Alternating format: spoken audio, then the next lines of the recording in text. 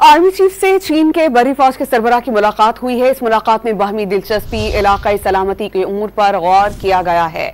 ISPR की जानिब से कहा गया है कि फौजी तरबियत दो तरफा दिफाई ताउन के बढ़ाने के इक़दामात पर गौर कर रही है।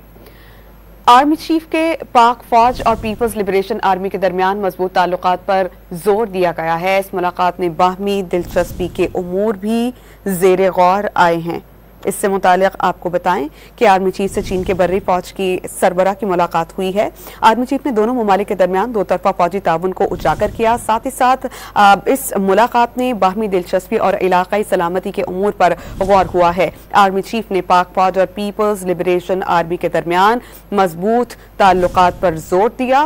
फौजी तरबियत के साथ साथ दो तरफा दिफाई ताउन के बढ़ाने के इक़दामात पर भी गुफ्तगू हुई है।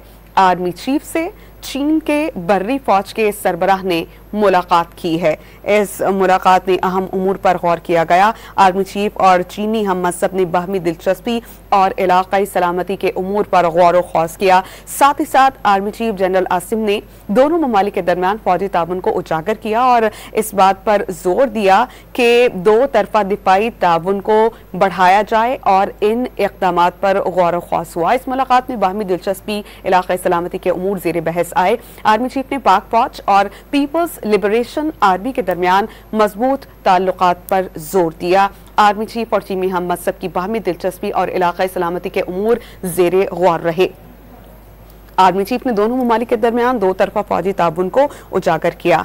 आर्मी चीफ से चीन की बर्री फौज के सरबराह की मुलाकात हुई है।